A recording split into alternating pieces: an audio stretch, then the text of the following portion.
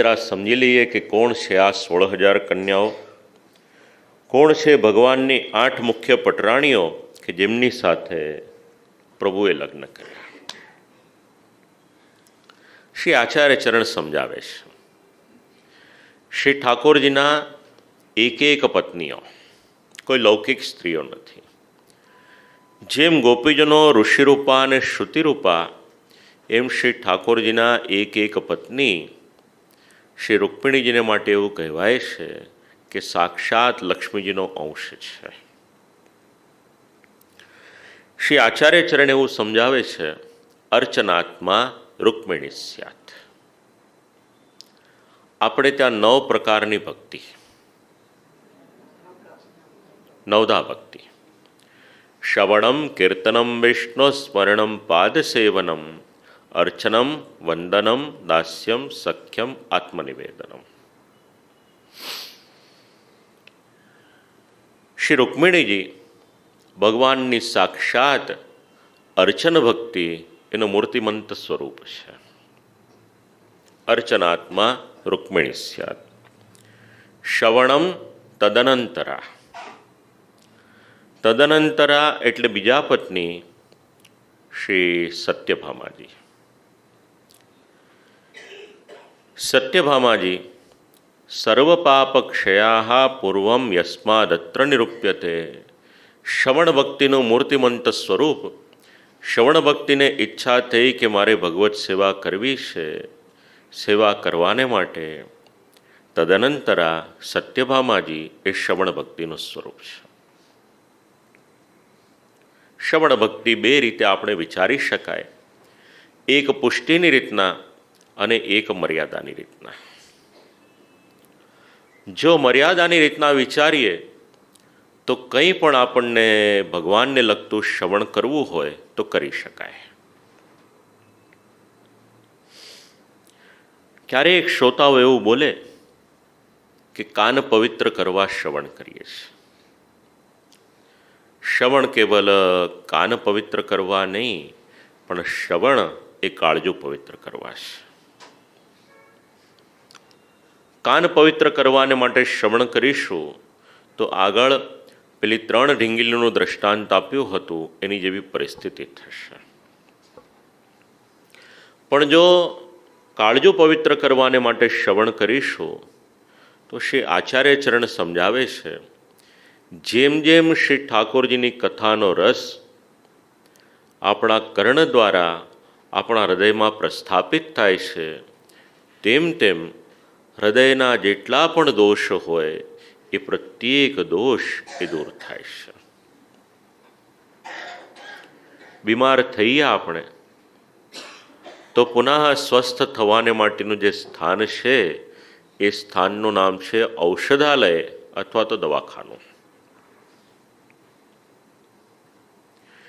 જે રાજ્યમાં, જે શહેરમાં જેટલા પણ ઔષધાલય ઓછા હોય એ રાજ્યના લોકોની શારીરિક સમૃદ્ધિ એ વધારે સારી.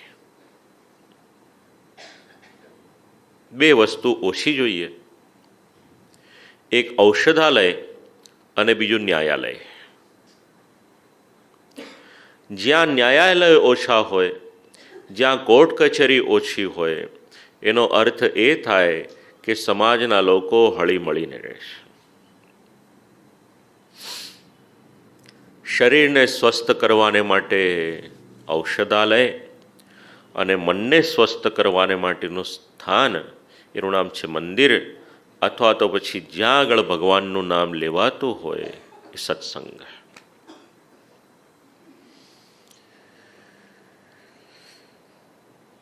શ્રવણ ભક્તિ મર્યાદામાં કંઈ પણ શ્રવણ કરવું હોય ભગવાનને લગતું તો કરી શકાય, પણ જો પુષ્ટિમાં હોઈએ તો પછી પુષ્ટિમાર્ગીય પ્રણાલિકા અનુસાર શ્રી ઠાકોરજીની સેવામાં ઉપયોગી થઈ શકે એ પ્રમાણેનું જે પણ હોય, સ્વમાર્ગીય ગ્રંથો હોય, જેનાથી આપણો આશ્રય દ્રઢ થાય એવા ગ્રંથો શ્રવણ કરવા જરૂરી છે.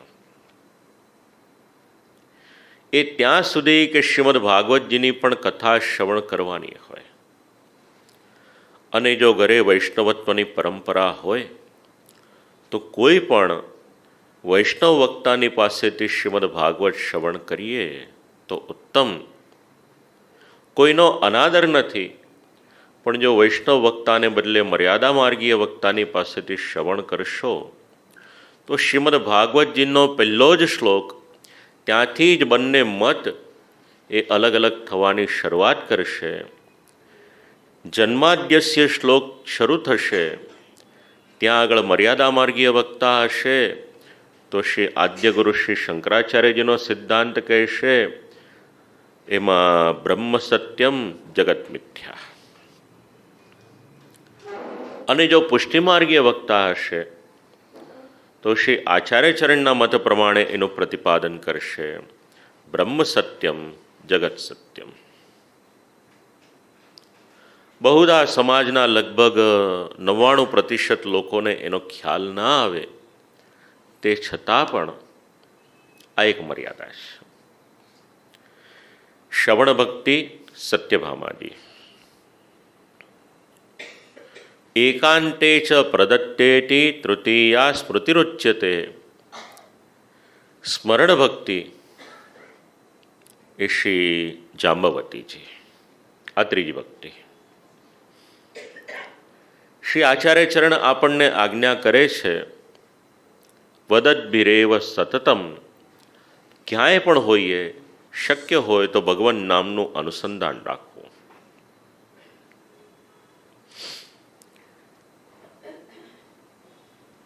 ચતુર્થી એવ ચતુર્થી સ્યાત. શ્રી ઠાકોરજીના ચોથા પટરાણીજી શ્રી કાલિંદીજી શ્રી ઠાકોરજીની પાદ સેવન ભક્તિ.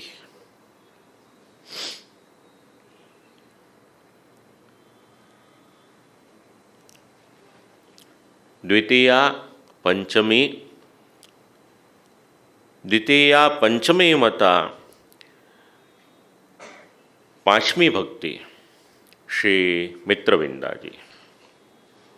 એમને દ્વિતીયા એટલે શ્રવણ પછીની જે ભક્તિ છે, એટલે કીર્તન ભક્તિ. કીર્તન ભક્તિનું મૂર્તિમંત સ્વરૂપ એ શ્રી મિત્રવિંદાજી છે. કીર્તન કથા કરીએ એ પણ ભગવાનના કીર્તનનું જ એક સ્વરૂપ છે. શ્રી ઠાકોરજીની સન્મુખમાં કીર્તન કરીએ એ તો ઉત્તમ. વાર્તા પ્રસંગ વાંચશો તો પ્રમાણ મળશે.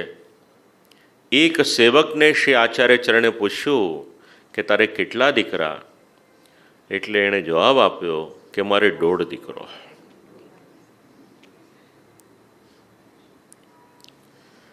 શ્રી ઠાકોરજીની સેવાની સાથે સાથે, ટહેલની સાથે સાથે કીર્તન કરીએ તો ઉત્તમ.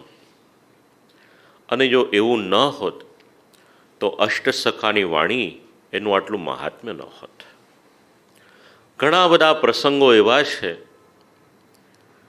જેનું મૂળ આપણને અષ્ટસખાની વાણીમાંથી મળે છે. 4 સેવક શ્રી આચાર્યચરણના અને 4 સેવક શ્રી ગોસાઈજી પ્રભુચરણના સમયના, આમ 8 સેવકને એકત્ર કરી અને અષ્ટછાપ મંડળ એની સ્થાપના કરવામાં આવી હતી. માર્ગને સુદૃઢ કરવાને માટે શ્રી ગોસાઈજી પ્રભુચરણે જે કર્યું છે, જો શ્રી ગોસાઈજી પ્રભુચરણ પ્રકટ ન થયા હોત તો આ માર્ગ આ રીતના આપણે એનો આનંદ લઈ શકત કે કેમ, એ પ્રશ્ન છે. ષષ્ઠી ટુ સપ્તમી પ્રોક્તા. છઠ્ઠા શ્રી નાગનજીતીજી સપ્તમી એટલે શ્રી ઠાકોરજીની દાસ્ય ભક્તિ છે. નિત્ય આપણે બોલીએ છીએ, દાસોહમ કૃષ્ણ તવાસ્મી, પ્રભુ આપનો દાસ છું. સપ્તમી તદ્વિપર્યયા. 7મા ભદ્રાજી, તેમનાથી ઉલટા, અર્થાત વંદન ભક્તિ છે. નમને પાદ સંસ્પર્શ પ્રતિવારમ ભવેદિતિ. જ્યારે જ્યારે શ્રી ઠાકોરજીની સન્મુખમાં આપણે જઈએ, દંડવત પ્રણામ કરીએ, એટલે આ ભક્તિ છે એ વારંવાર થઈ શકે. સખ્ય રૂપા ત્વષ્ટમીયમ લક્ષ્મણા મહતા વિનિરૂપ્યતે. આઠમી ભક્તિ સખ્ય રૂપા શ્રી લક્ષ્મણાજી. આપણે વિચાર કરીએ તો દરેક ભક્તિમાં આપણો અધિકાર નથી. સખ્ય ભક્તિ અગર આપણે કરવી હોય તો એ અધિકાર આપણને શ્રી ઠાકોરજી આપે તો જ થઈ શકે, નહીંતર શ્રી ઠાકોરજીની સખ્ય ભક્તિ આપણને ન મળે. જીવનું એ સામર્થ્ય નથી, તે છતાં પણ શ્રી આચાર્ય ચરણે આપણી પર અનુગ્રહ કર્યો અને 1 વર્ષના 40 દિવસ આપણને એવા આપ્યા કે જેમાં આપણે સખ્ય ભક્તિ એનું અનુસંધાન લઈ શકીએ. ખ્યાલ આવ્યા કયા 40 દિવસ? બરાબર. ઠાકોરજીને એ સમયે આપણે શ્રીચરણ ઉપર એક વસ્ત્ર આચ્છાદિત કરીએ અને ત્યાર પછી શ્રી ઠાકોરજીને આપણે ખેલાવીએ. વસ્ત્ર આચ્છાદન એટલા માટે કરીએ છીએ, જો શ્રીચરણના દર્શન થઈ જાય તો સખ્ય ભાવ જતો રહે અને પાછો દાસભાવ જાગૃત થાય. એ દાસભાવ જાગૃત ન થાય માટે ખેલના દિવસોમાં શ્રી ઠાકોરજીના શ્રીચરણ ઉપર આપણે વસ્ત્ર આચ્છાદન કરીએ છીએ.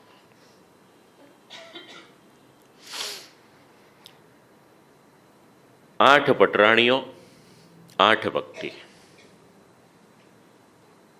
અને આત્મનિવેદન, આ 8 પટરાણીઓ એમને સિદ્ધ થયું હતું. એટલે 9 પ્રકારની ભક્તિ શ્રી ઠાકોરજીની સેવામાં એ સમયે ઉપસ્થિત થઈ હતી. 16,000 કન્યાઓની સાથેનો વિવાહ. ક્યાંય એક પ્રસંગ એવો પણ મળે છે, દિવ્યલોકની અપ્સરાઓ ભગવત સેવા કરવાને માટે સ્ત્રીનો દેહ ધારણ કરી અને આવી પ્રભુની સાથે વિવાહ